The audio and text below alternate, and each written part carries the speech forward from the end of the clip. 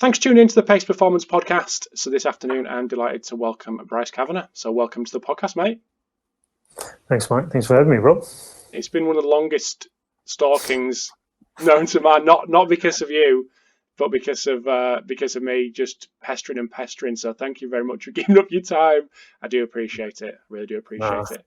No, mate.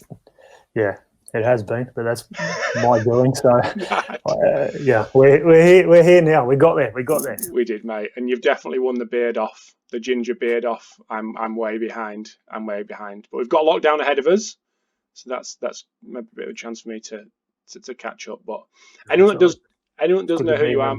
Sorry, say again, mate. No, I was just saying it's good to be in the vicinity of another ringer, mate. So yes, absolutely. For anyone that doesn't know who you are, just want to give us a brief background on yourself. Well, don't have to be brief.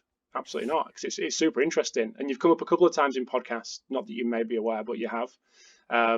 So yeah, brief background on you, education-wise, and what you're currently doing at the FA. Yeah, I think I have Dave Slemon a beer, if I'm correct. Yes, you do.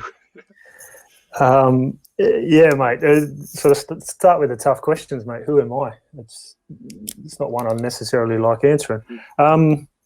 Mate, besides sort of dad, husband, and the current role, former life was trying to be a rugby player. Actually, there's a lot of people that you have on probably started their life having a crack. Rugby union, mate. Union, okay. Yeah. And I tried to offset my lack of talent with, I was really interested in training and the coaching side of stuff. So I was a thirst for knowledge on that sort of side of things to try and offset that lack of talent. And as my aspirations of playing for the country, playing for your state, playing even first grade for your club diminished, and I became a little bit more realistic, that knowledge kept growing. And that was probably my hook, that I wanted to stay involved in professional sport, and the one way to do that was from more of a coaching and a training perspective than an actual playing and that ability. So that led me to do sports science, masters later on, but led me to do a whole bunch of other sort of, I suppose, postgraduate and other different courses as well. So there'd be coaching ones, fairly eclectic ones around some leadership management stuff. I did a diploma in education, which in fact was probably the best year I've ever done. Just that stuff around teaching, and it's probably helped me more than any other year I did at uni. So yeah, did all of that, and then sort of that opened up. Fortunate enough to open up a door into professional sport, and then have jumped around sports and roles since. Why do you say that was had such a big impact on you, the diploma in education? Probably specific to me, but I think looking back on it, you go to uni and you learn all the technical and you learn all the science, but no one really, they didn't when I went to uni years and years ago, spend a lot of time in regards to the coaching, the delivery, the planning. So what a teaching degree did, it was amazing, because it was the knowledge aspect of it, but there was a massive immersive aspect too, where you would learn and they'd throw you in the classroom and you'd be there with 30 year 8 students, year 9 students, and if you can't manage them, you can't manage anything. 100%. So I learned a lot about planning. I learned a lot about how to put lesson plans together, how to construct that over time around a syllabus. I learned how to manage a group, and different techniques to control a pack of monkeys sometimes. So yeah, it was, and just getting up in front and being the person out the front of the room. 100%. You don't have a lot of time doing that when you're in your degree, and I avoided it when I was at school. So it was brilliant. Yeah, it's come up so many times with Eddie Jones, Kelvin Giles. The kind of, not to say that you fit into this category, absolutely not. But the older end of the spectrum, who have gone on to become S&C coaches, physical performance guys, started in education, and just been in front of that group. And it's something that I spent probably 4 years doing, covering for teachers, doing PE lessons and after school clubs, breakfast clubs, and just been in front of that group, just been in front of the 37-year-olds who probably 90% aren't particularly bothered. The 10% just want to have a game of football, and actually just coordinating something that looks half decent and just controlling them so they don't hurt themselves, hurt each other. I think that's a skill within itself, and something that I think young coaches would be hard pressed to find something better at the younger end of the careers. It's just an extreme. Like, it's because they don't want to be there. No.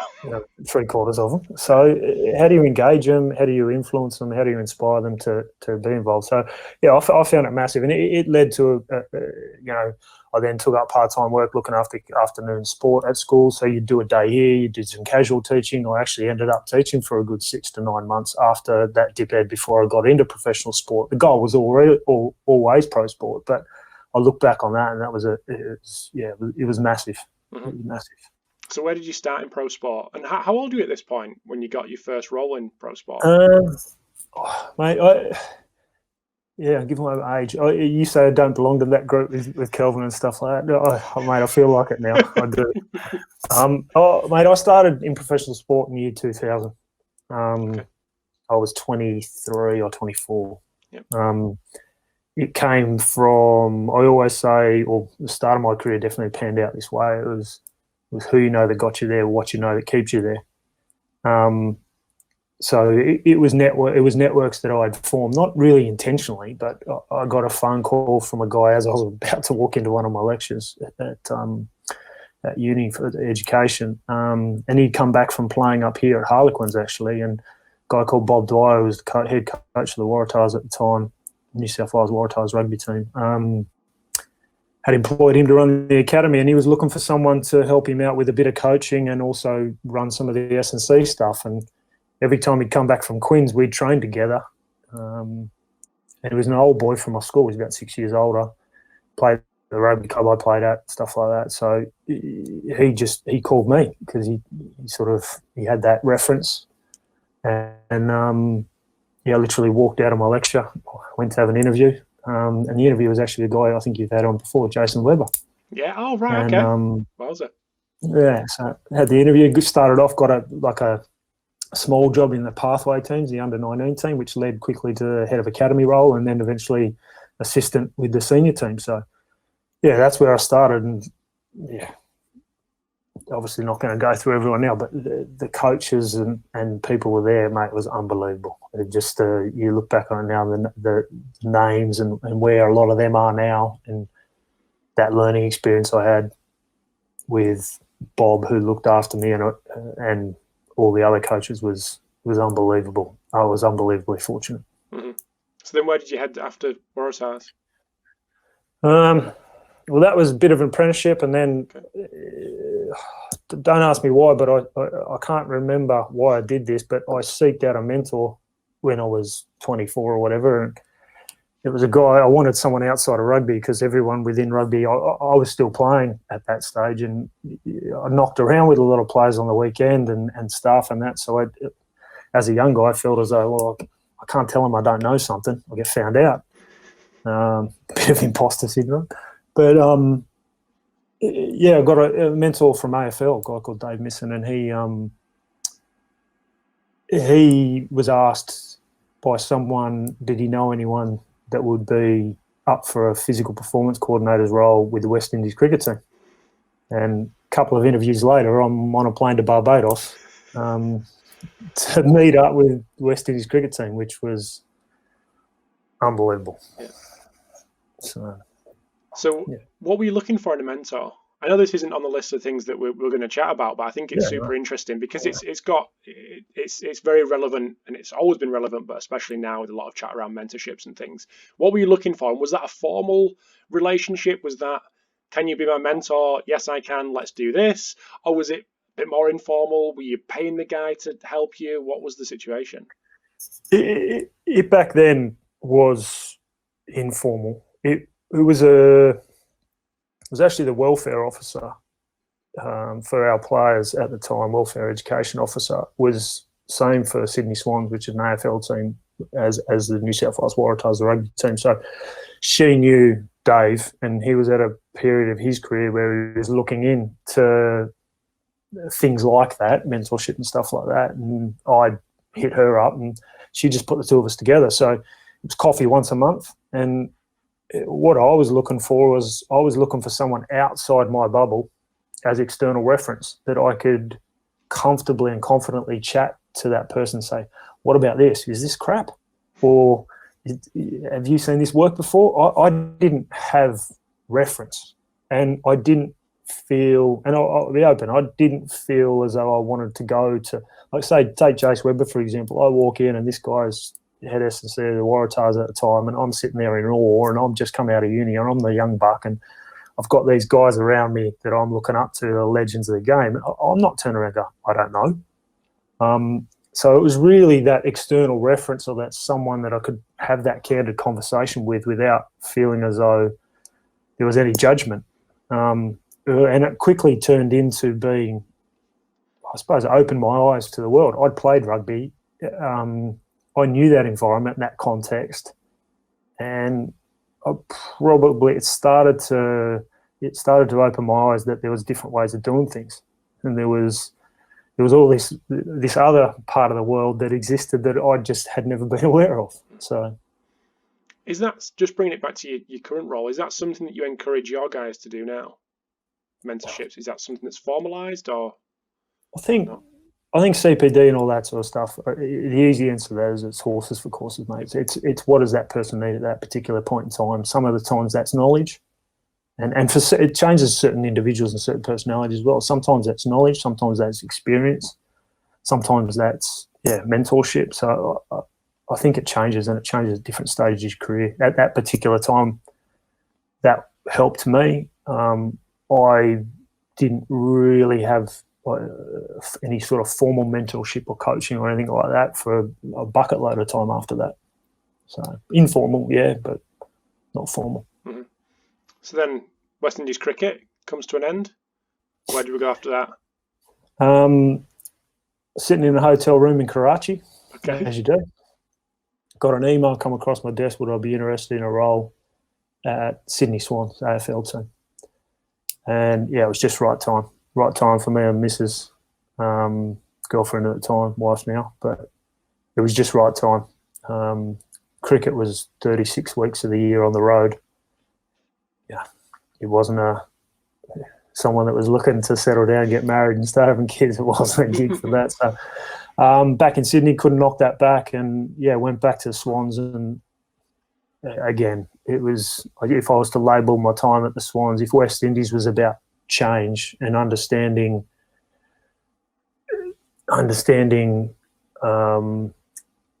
creating a performance change depends on the environment and what the place has a thirst for, and sometimes, like there, it was small increments.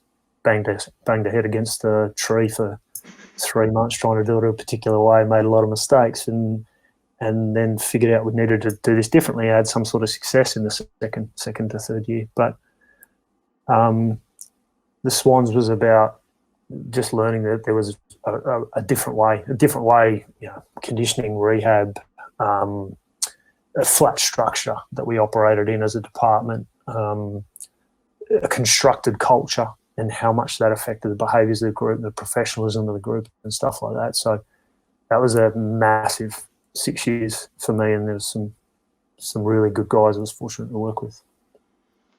Then the Swans comes to an end, and then what happens then? I found myself in probably the last year, 18 months of the Swans. Everything we were doing, it was like, in my head, it was, how would this apply to rugby, or how would this apply to here? And so, I don't know, just it was time, and an opportunity came up where I was told about a job at Munster Rugby up in Ireland that was going, and again, tipped my hat in the ring for that, and then ended up on a plane to Cork for an interview and promised myself I'd have a pint of Guinness because I might never come back. But a pint turned into a couple of hundred, so ended up. Yeah, that was just the first month, mate. No, it went to Munster, and probably I just look back on that place really fondly, mate. There was still remember the sign down in the bottom left-hand corner of Toman Park that same person must have held up every game, but it was Munster by birth. Irish by birth, Munster by the grace of God. Oh, wow. And that just typifies that place. It was a brotherhood, and the culture there was so different. If the Swans was a constructed culture, and that Munster was organic, it was just there. It was blue collar. It was, we punch above our weight. We perform in Europe, and just that's where a lot of the experiences that I'd had to date sort of came together. Where it's like, hang on, I can leverage this culture from a physical perspective, and we can complement each other, and we can work interdisciplinary, not just multidisciplinary. And just the players there at the time, the Paul O'Connells, Ronan O'Gara's, and the list goes on, was just it was amazing, mate. It was really enjoyable, and I always say I left with my head, not my heart, if that makes sense. Yeah. Okay. So what was the pull of coming to the FA when the opportunity arose? I went back home after Munster for a while, and every time we went back home, so went to the Windies, come back home, went to Ireland, come back home. A couple of months after, I'd be sitting down with the missus with a wine or something, and are you done? Are you finished? It always felt unfinished, the overseas experience, and by then I was gathering all these eclectic sports and these different roles and these different cultures and all this sort of stuff, and it started making sense for me that gathering those experiences gave me a leg up, or played into where I wanted to head in more leadership roles. And then the FA one came up, and it was sort of an amalgamation of all those different experiences I had, if I'm honest, but just on scale, on a massive scale. So I got contacted. I didn't know him at the time, but Dave Slemon. I got the phone call from Dave Slemon basically saying, would you be in this role? And it was all cloak and dagger. He didn't say what it was. He just said it was football Northern Hemisphere. And I was like, yeah, I would be keen to chat further. And I think after 2 or 3 conversations with him, where you don't realise they're interviews, but they were, and ended up talking to Dave Redden. And Dave Redden was the head of the department at the time. He was the head of sort of all performance services. And, was fortunate enough to get an interview, get flown up here, and got the gig. So it's been amazing experience, again, like others, but this one, just as I said, it's just probably an amalgamation of all the other roles, but just on scale. So it was a good test. So you've gone rugby union, cricket, AFL, rugby union, football. Do you think, this is something that I chatted to David about, and this is why your name came up. Do you think it is that, and you've maybe also already answered the question, do you think it is that breadth of experience, different cultures, dealing with different sports, that played into your hands when it came to David looking for someone to fill that role, and the FA looking for someone to fill that role? Yeah, I'm conscious that the FA at that particular time were looking for a particular person, and they were looking for diverse backgrounds. So the FA 5 years earlier, the FA in 5 years' time might not be looking for that. So there is an element of right place, right time. I'm conscious of that. I think Dave might have spoke about this too, because we had plenty of conversations over the last 4 years around generalist, specialists, and different things like that. I definitely classify myself now as a generalist. There's people around me that have got far better specialisms than I do. And that's a bit of a tear, and it's taken me a couple of years to let go and be comfortable with that. But I look at leadership. I think, I'm not saying it's the only way, but I don't know. I'll give you an analogy that I use. I'm by no way, I don't play golf, so if I offend some people out there that are golf enthusiasts, I apologise in advance. But the way I look at it is, as I've gone through my career and I've had different experiences in different sports, different cultures or environments, and different roles, that what that's allowed me to do is gather a bag of clubs, so different clubs. But then every time you come up against an experience, it will come with a decision and an experience that you're faced with, or a situation or a perspective or whatever, that you play, you might play the 7-iron, but through a career played that 7-iron 500, 600 different ways. I just haven't played it the one way at the one club or in the one environment. I played it in diverse. So every time I come up against that in the future, or every time a leader comes up against that in the future, it might be a different lie or it might be a different course, but you've got all that experience that you draw on to inform that shot, and you're a better chance of success. So to me, leadership and the roles, this particular role, which is very much leadership with a performance slant, is informed by all those eclectic experiences and situations. You've seen something similar before, or you can draw on that experience of what not to do, as well as what maybe has worked to inform that decision, or to help someone through a decision, or support someone in your team to get to a solution, or to avoid a pothole, for example. So that's the sort of, I suppose that's how I explain it in my head. But first and foremost, you've had to be, as you've moved to those different sports, you've had to be open to being influenced by that place, those people. I don't think if I had been rigid in what I believed completely and tried, I would have been reliant on me fitting their environment all the time. And I can't see how it would work. So I think you've got to be open to being influenced by them. But the way I look at it is that that's an addition to you, or you get something, or you grow from that. And that adds to you as you go through. Obviously, the goal is to influence them as well and shift their path positively, or those individuals, and you get satisfaction from that. But, yeah, I think it's a gathering of experiences that allows, or I feel as though allows me to go into a leadership position better equipped. Does that make sense? Yeah, absolutely, 100%. So is that philosophy then translated into how you've recruited over the last few years of been at the FA?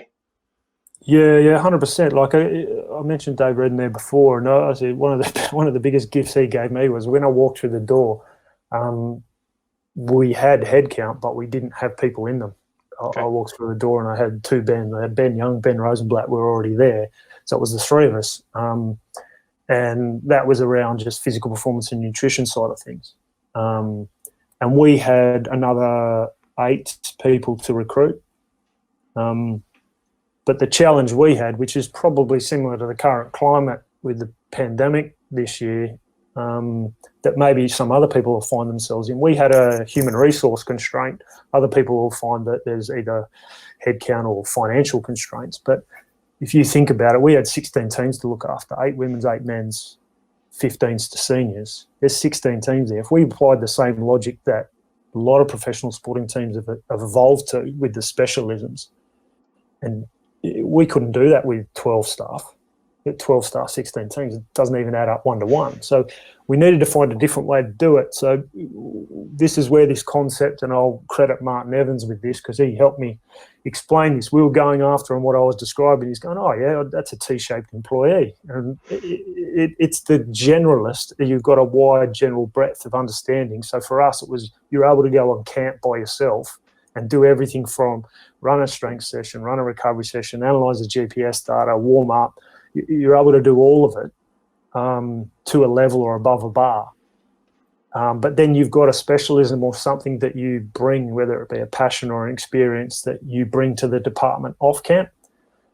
So the easiest way to probably describe it is off camp we operate as a club would, and different people. You know, a Richard Aikenhead who's in our team, he's our data analyst, but he's also looked after the 21s for the last couple of years. So he's got that breadth to be able to service the 21s on camp, but he's got that deep specialism around data analytics and to be able to help us understand the demands of the game better.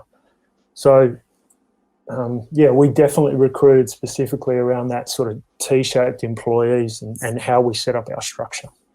So did you identify the specialisms that you wanted beforehand, or did you go out and see what was out there to see if you could fit the person to the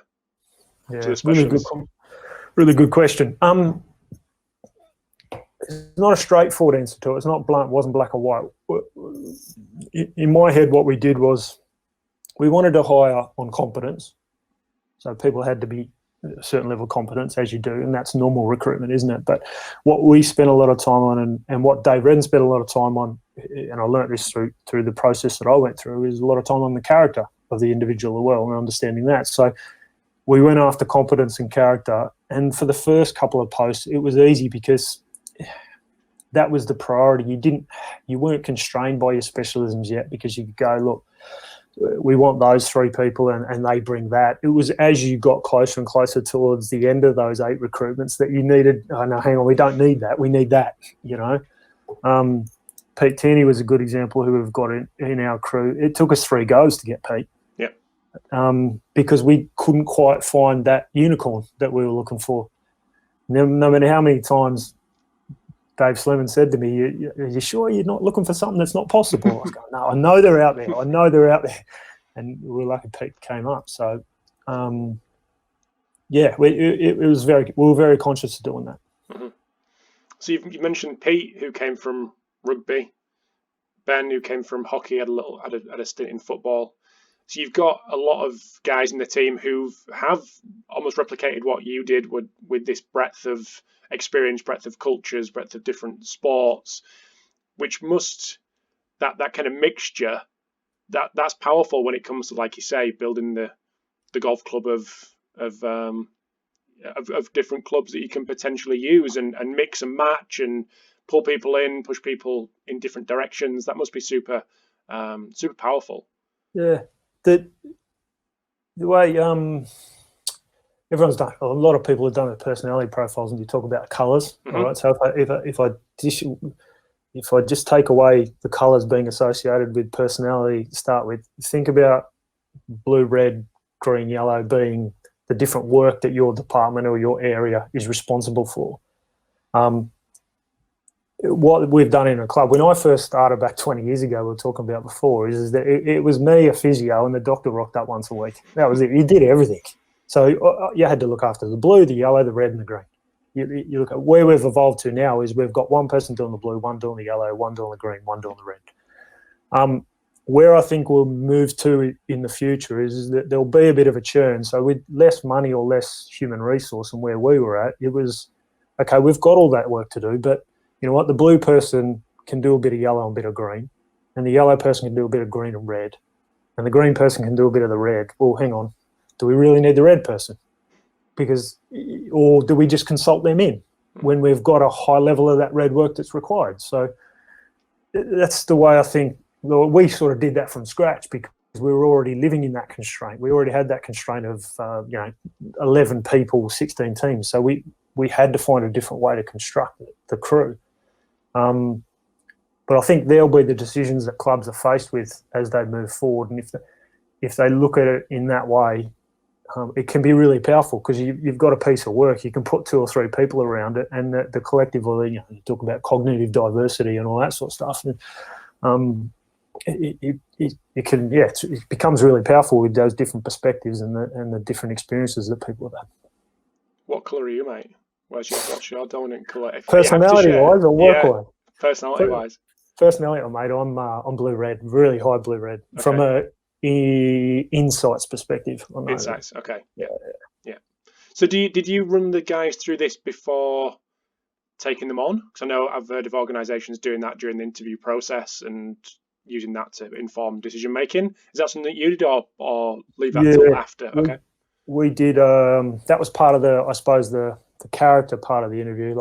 The way we structured our interviews were at the FA, and I won't take credit for this. I just rolled off the back of what was set up pre-me, but it's very detailed, very different to anything I experienced, and everyone that we've recruited has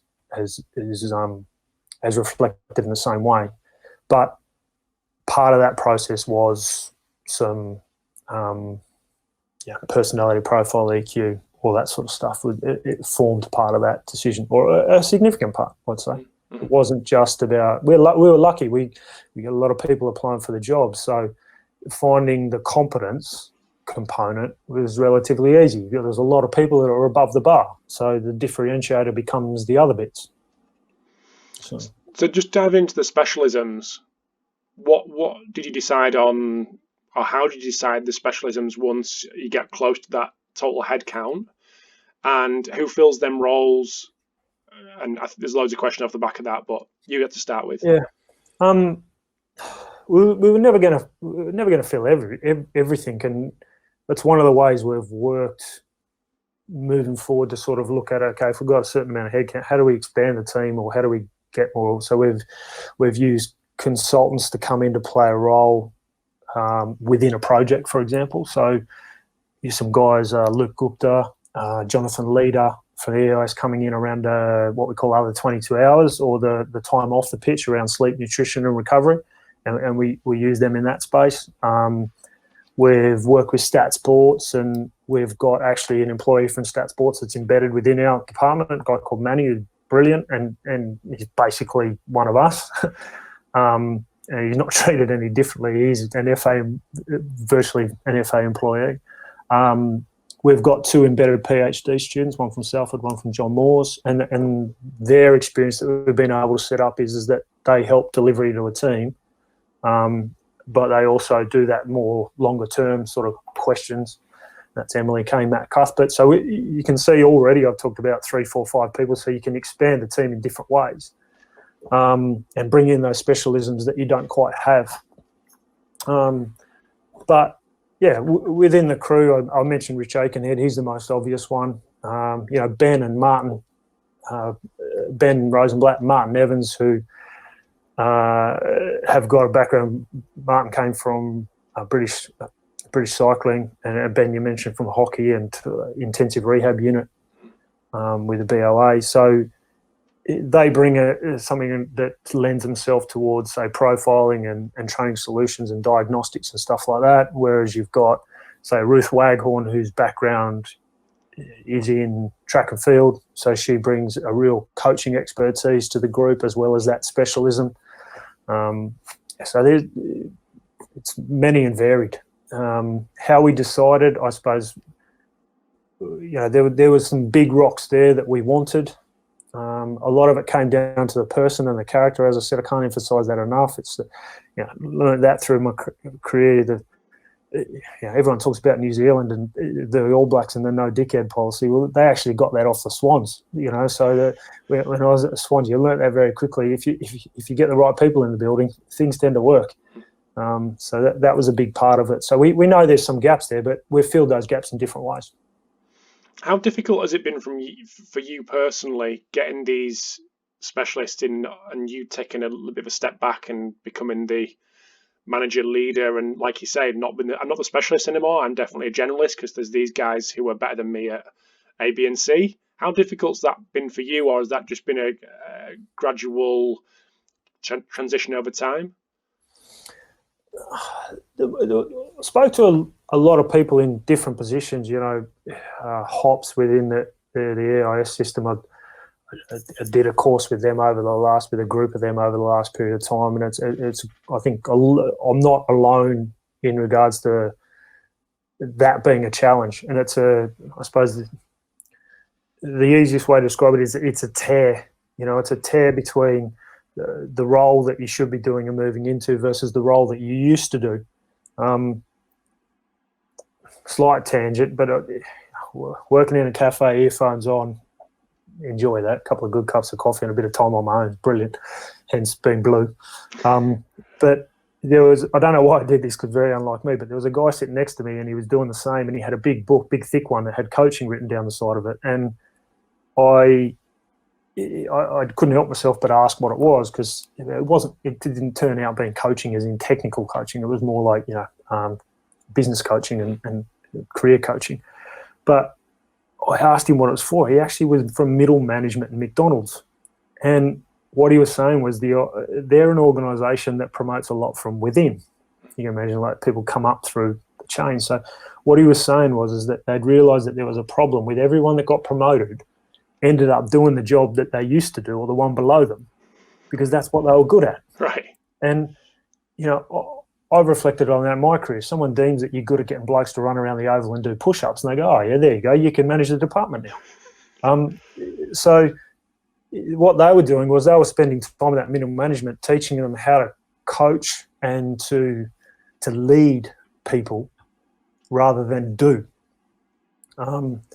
And that's something that, for me, I know years ago, 5-6 years ago, I was in a situation I used to whinge to my missus all the time. I've got to read more. I've got to do this. I'm losing track. And it was this feel of missing out or not having enough time. But what was actually happening is I was moving into a leadership position that was getting filled with other things that were important. So that's probably something I've only come to real comfort with over the last 2 years.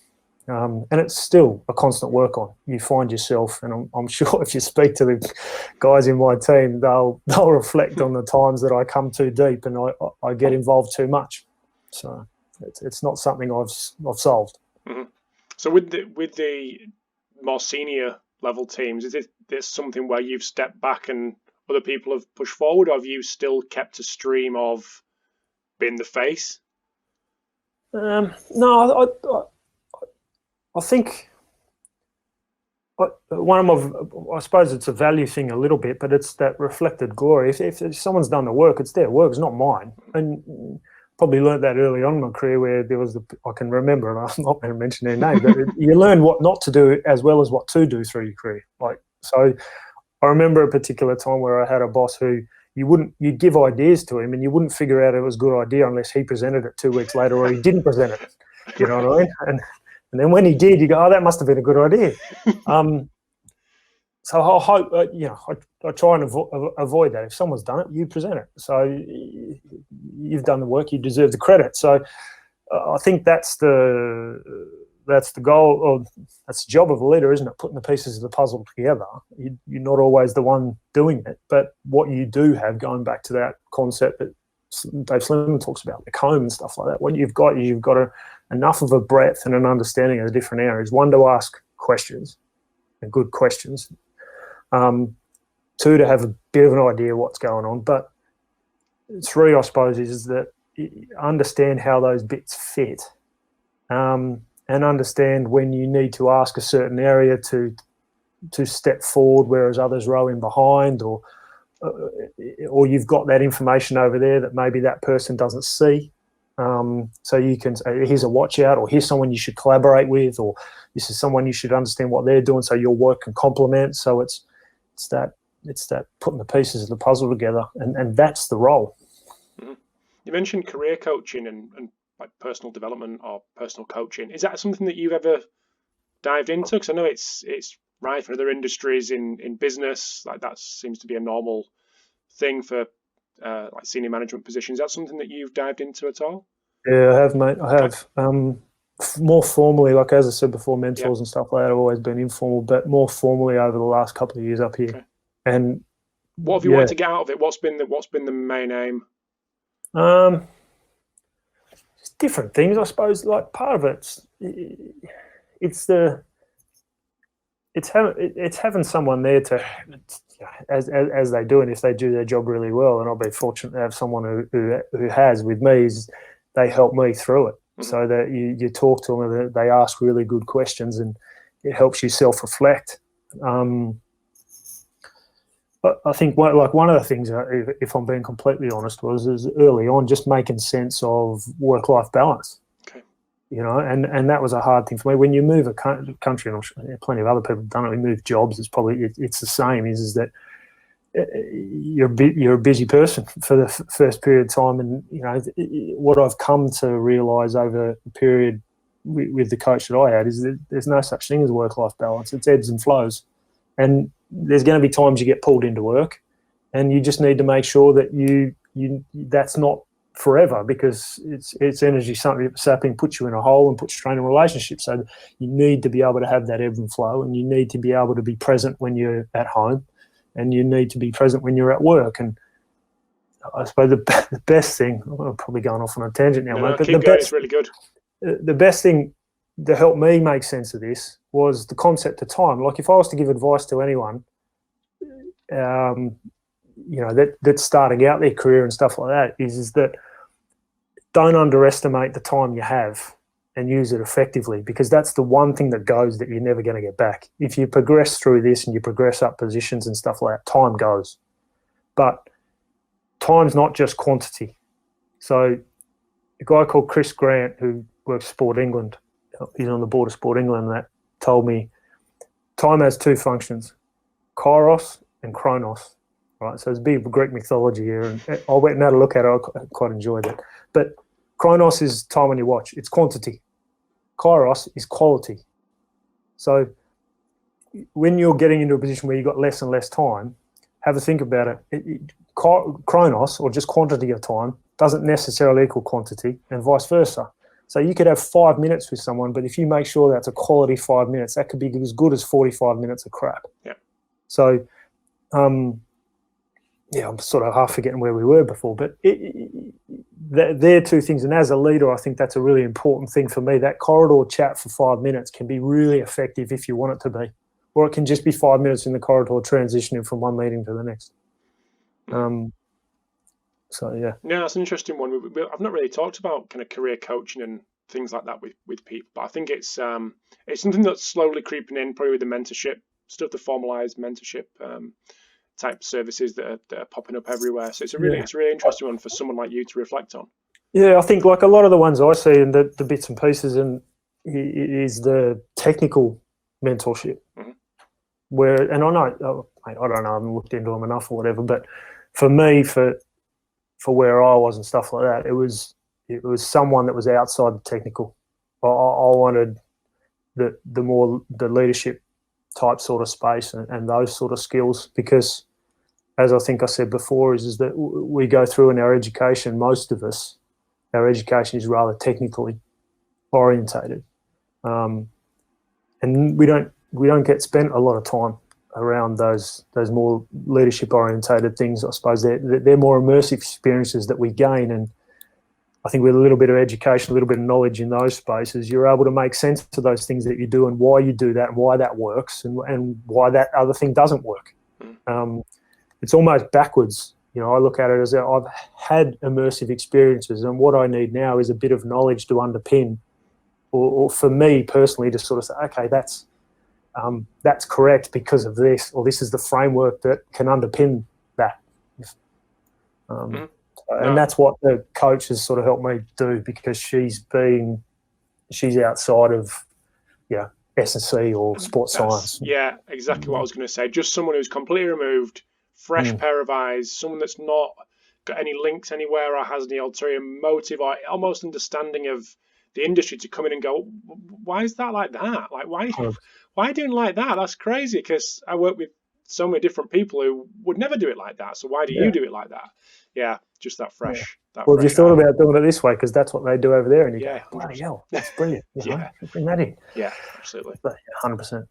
So we mentioned it previously when we talked about the pick, train, and play concept. Can you talk us through that?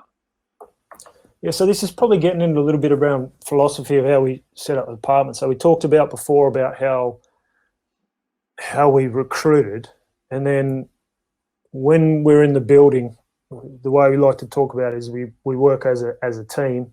I use the analogy of everyone sitting around in a circle looking in and being able to look across the circle and say, you know what, that person's got value to me because they're working on a particular thing or they've got particular expertise. So it grows quite quickly, this behaviour, I suppose, of sharing and learning off each other, which I think is really important around belonging to a team.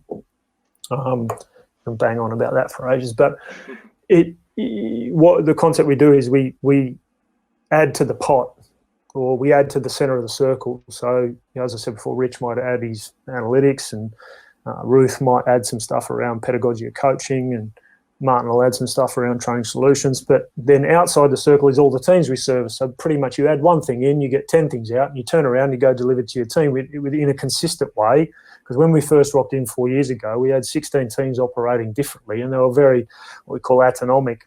This was doing it this way, they were doing it that way, and we were hoping for alignment. And it was never going to happen. A great example is GPS. Everyone was labelling it differently. Everyone was collecting it differently. It was stored in different locations. It was chaos. Just that was how they were set up. It's just the way they were. But with us coming in the building, we needed to find consistency in the way we were doing things, because it allowed us to answer better questions, operate more efficiently, whatever it might be. So what we quickly then realised like philosophically, what was our purpose and what was our role there to do? So, which came up with this catchphrase is pick, train, play. So we're here for England teams, for coaches, and for England to be able to pick who they want, player-wise, train how they need in preparation for a tournament or whatever, or development reasons or whatever, and play as required. So it helped us if we put that in sort of a more of a chronological order. You've got the pick thing is more about chronic adaptations and chronic improvement around capability, because ultimately our purpose is to improve the capability of players or improve their ability to handle the cost of international football.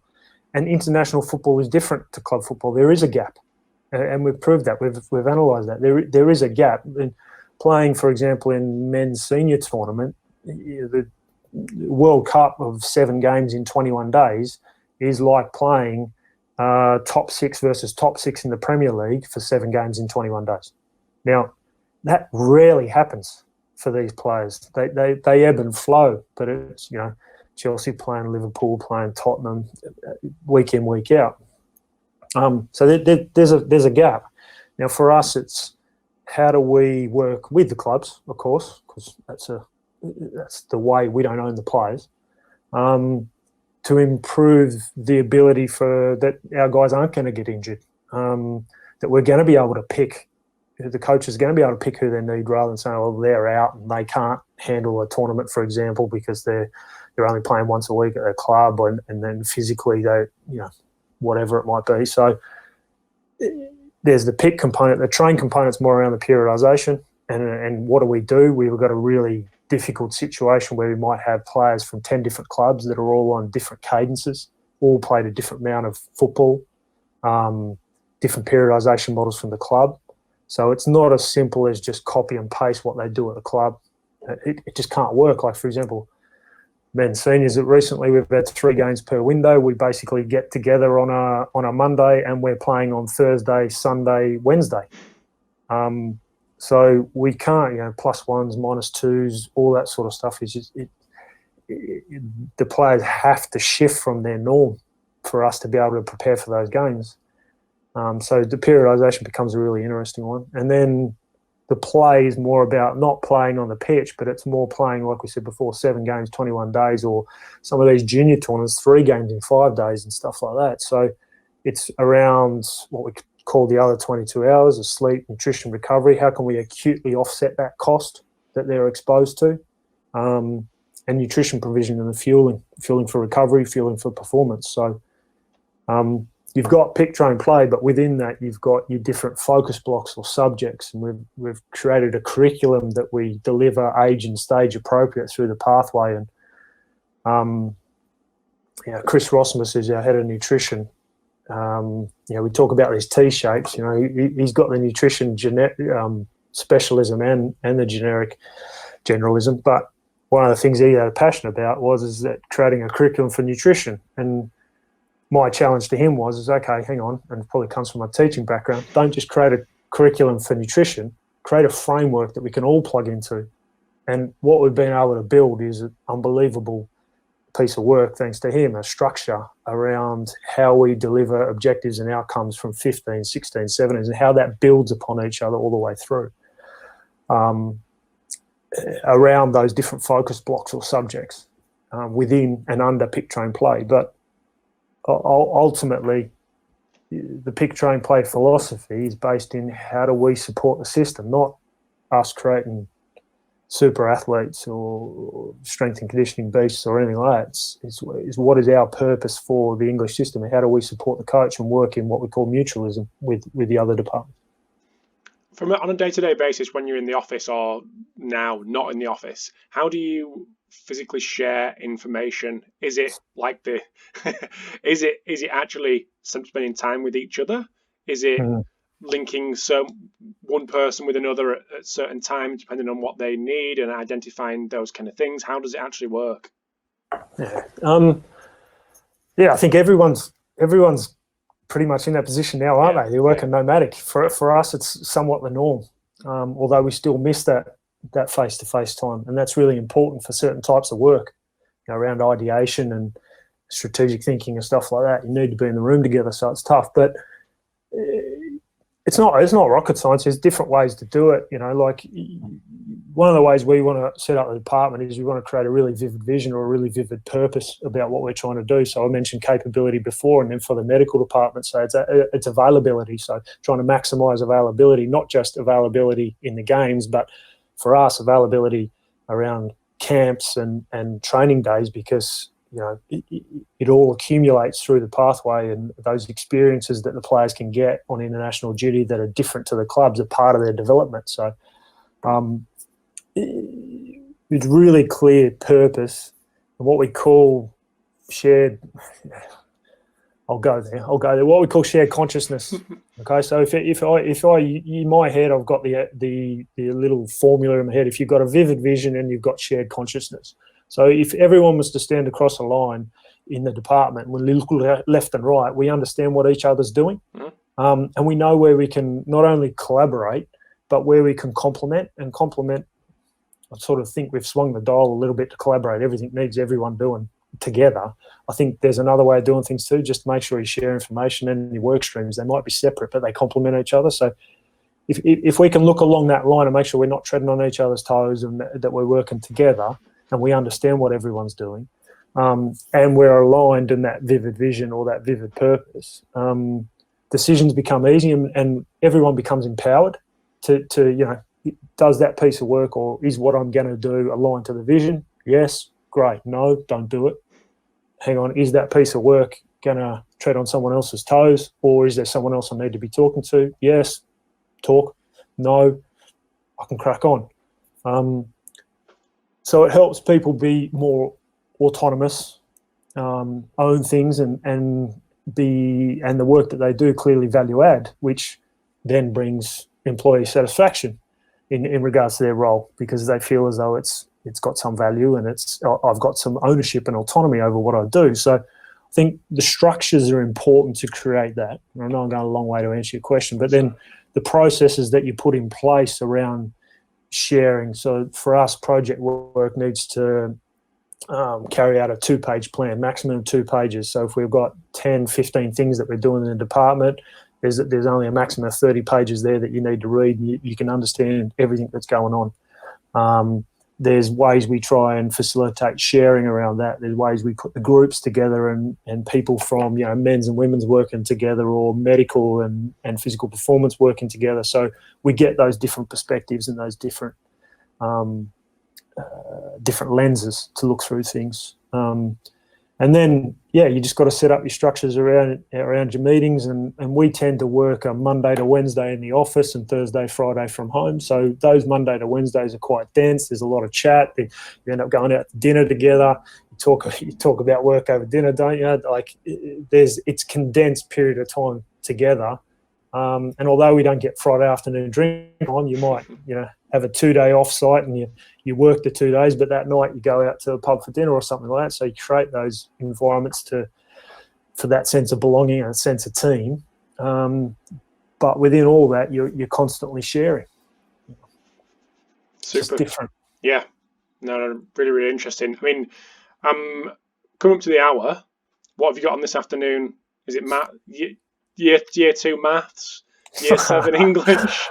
I had prefixes and suffixes. I can't even say it this morning with my 6-year-old in year 2, mate. So homeschooling. Oh, mate. Brutal. Boris has done me in. Boris has done me in, mate. But one thing I need to mention before I do let you go, we've got a couple of podcasts with some of the guys that you've mentioned, with Ben, Martin, Chris, and Pete.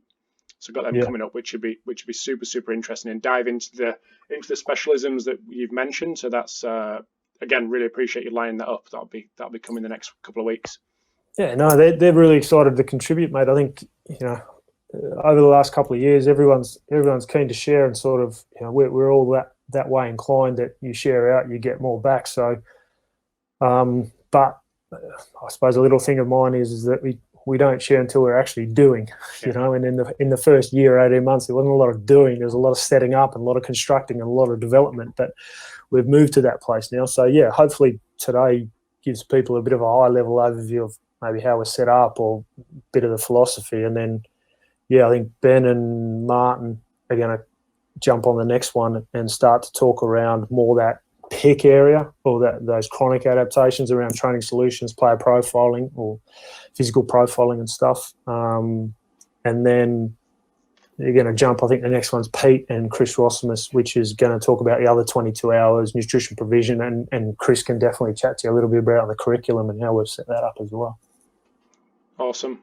Well, really looking forward to that. But thank you very much for coming on. Really do appreciate it, especially a couple of days after New Year when we're all thrown into chaos, especially those with kids dealing with remote schooling and things. So thank you very much. And where's the best place people get in contact with you? Social media? Reasonably? Nah. Mate, I won't lie, I'm not massive on the social stuff. It's just me. Perfect. Well, thank you very much. Mate. I'll let you crack on, and we'll catch up soon. Appreciate it. Cheers, Rob. Thanks for the time, mate. Cheers, mate.